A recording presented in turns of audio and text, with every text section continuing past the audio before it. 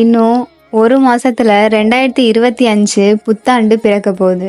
இந்த 2025 ஏதாவது நல்லது நடக்குமா அப்படின்னு நிறைய கனவுகளோட, நிறைய எதிர்பார்ப்புகளோட காத்துட்டு இருப்போம்.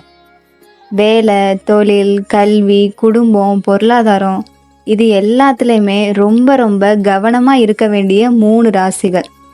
அதுல முதல் ராசி மேசம், அடுத்ததா சிம்மம், அதற்கு அடுத்தபடியாக கும்பம்.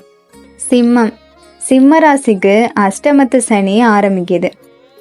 சிம்ம ராசியை பொறுத்த வரைக்கும் 30 வருஷம் கழிச்சு அஷ்டம சனி வருது. இந்த அஷ்டமத்து சனி உங்க வாழ்க்கையில எல்லா வகையிலையுமே துன்பம், கஷ்டத்தை கொடுக்கும். வேலை, பணம், குடும்பம் இப்படி எல்லா கஷ்டத்தையும் கொடுக்கும்.